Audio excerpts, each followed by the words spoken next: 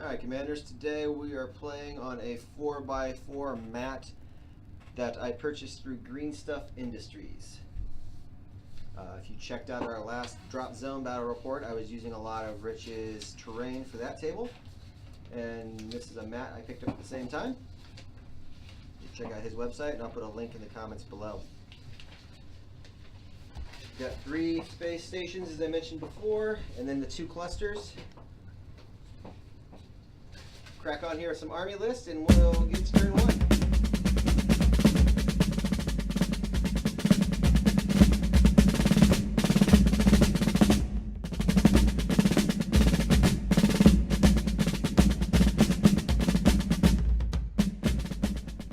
Alright, my 1250 point PHR fleet. For my Vanguard, I have a Minos with an Admiral in it. For my flag, I have a Leonidas. My first line group is a Ganymede and 2 Europa. My second line group is an Orpheus and 2 Pandora.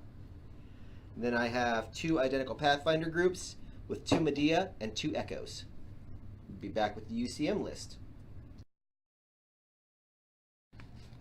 Jordan's ad hoc UCM list, we had to throw together of what he had ready. So don't hold it against him. We've got a Vanguard with a nothing in it, because the Avalon has a Vice Admiral level 4 in it and 2 Santiago in that second Vanguard group. In his first line, we have a San Francisco and 2 Jakarta. Jakarta, that's right. Second line group, we're looking at I'm lost, Jordan. 2 Osaka, there we are. 2 Osaka, which are actually the Athens alternate sculpt, and 2 New Orleans. And then we have a Pathfinder with a Madrid somewhere. Did I grab the wrong shit? Yeah, you think you do. Madrid and 2 New Orleans. And a San Francisco and 2 New Orleans, which is right there. Yeah, that's not a Madrid. Madrid's got the bombardment cannons on the underside. Alright, we'll be back after turn 1. That's it for turn 1. We're on distant deployment, so not every battle group activated. I have a pair of Medea and a pair of Echoes running up board here. My Orpheus and 2 Pandora are approaching that space station. Ganymede, 2 Europas, 2 Medeas, and 2 Echoes on the backboard here. For the UCM, we've got a San Francisco and a couple of Jakarta coming this way. Another San Francisco and a pair of New Orleans there. And finally, it looks like a San Francisco, or is that the Madrid? And his 2 New Orleans coming our way towards this cluster. We forgot to do launch phase. So we'll do that, and then we'll do turn 2. We finished up 2. A little more interesting. A lot of stuff is closing in now on what's going to be fights. So I've got 2 Medeas and 2 Echoes down here with 2 New Orleans and a Madrid, and a couple other New Orleans creeping up behind that. And we forgot to do launch again. Yeah. This is like our 4th or 5th game of Dropfleet. We are going to get this down before the end of the game, I promise. Last turn we dropped some stuff between these 2 stations. Jordan put a couple of tanks, 3 troops, and a battery on his. I put 3 troops and a battery on mine. The real mess is over here. My Ganymede, 2 Europas, 2 Medeas, 2 Echoes, and then he just brought on 3 Santiagos, an Avalon, an Atlantis, and a San Francisco. Something's going to have to give over there real quick. My Leonidas did make it onto the board. He's on the back side here, moving up. In the middle, my Pandoras and Orpheus are moving up, facing off against the San Francisco, 2 New Orleans, and then a couple of Osakas? Yeah, I believe they're Osakas. Alright, we'll come back after turn 3 when we've done the drop again and finished off turn 3. Turn 3 was as exciting as we hoped it would be. Let's start over here. We lost in New Orleans to fire from a Corvette. Currently we have got 3 PHR tanks versus 2 UCM tanks on the ground there fighting over the military sector. Move to the middle here. not a lot bad has happened over here to the UCM. They did lose one New Orleans to a Pandora strike, but both of those Pandoras have been taken out thanks to the combined fires of the other New Orleans and the San Francisco and the orbital station popping it. PHR finally did drop some troops on there so they can start contesting that. The Leonidas came on and opened fire. He put some damage onto the, I can never remember, is that the Atlantis with the launch base? Oh, yes.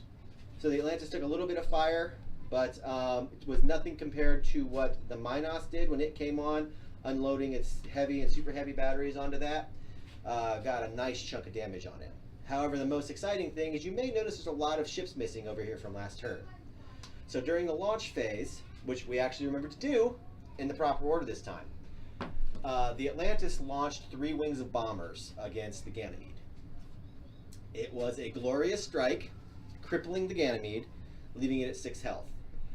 On a roll for crippling, we ended up getting core systems reactor overload, so the Ganymede suffered 3 more damage and had to roll on the table again. Jordan manages to again get core systems and reactor overload, causing 6 total additional points of damage and crippling the Ganymede. Explodes the Ganymede. That explosion takes out one of my Europas.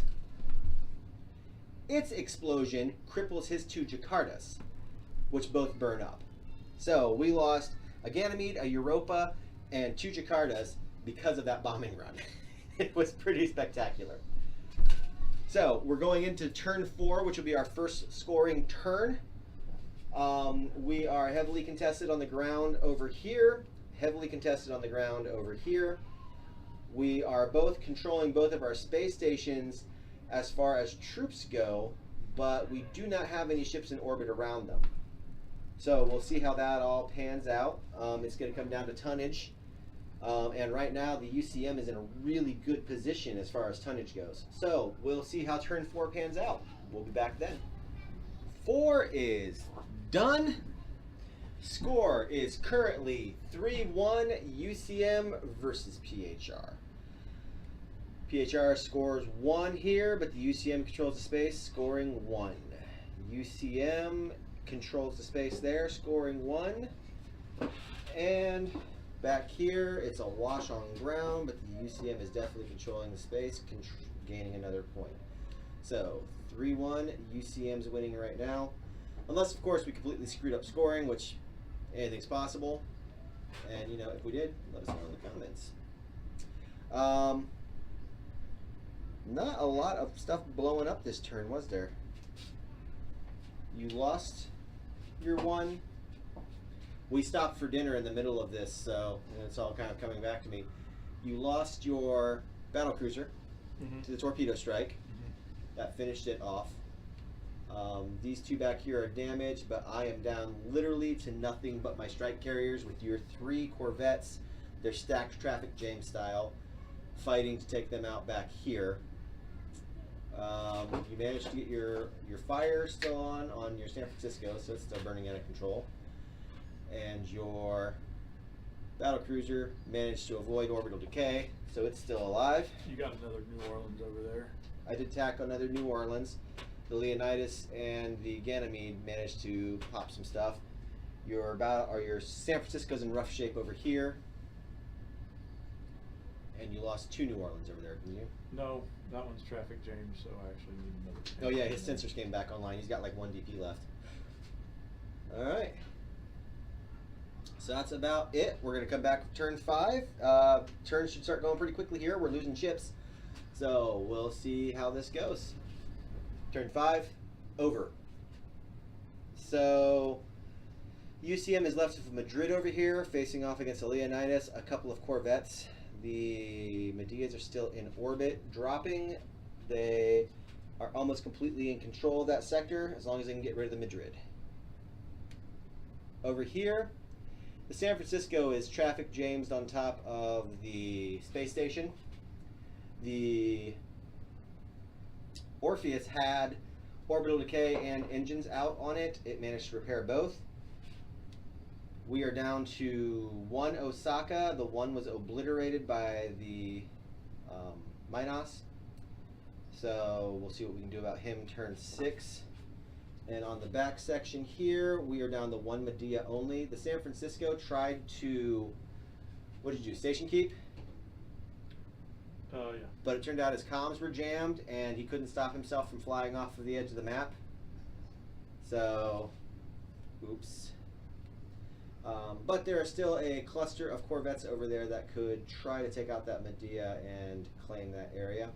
I think that's largely a lost cause for me, but I do have a torpedo going on that Avalon just because I love to send love in the form of large torpedoes.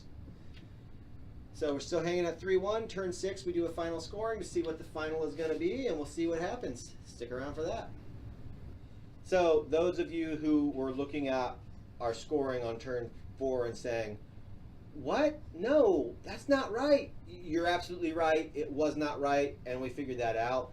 We went back in the video to recalculate the points.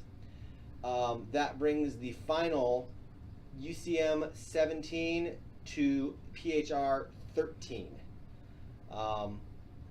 It was a hell of a rally for PHR in turn 6. I cleared off a lot of space, but he took a pretty insurmountable lead early on, and I couldn't tell you precisely what the points were back then because we just got done recalculating everything.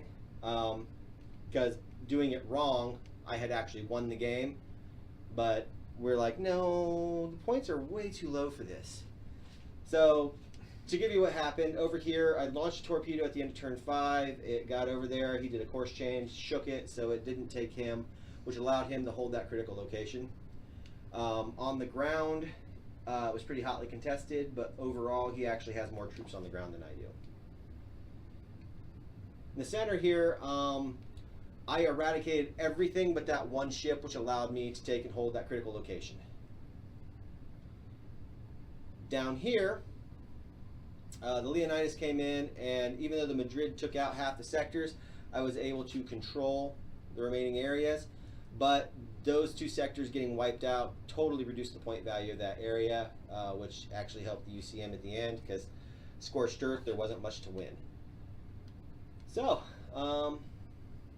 that's really it. That's game. Like I said, UCM 17, PHR 13.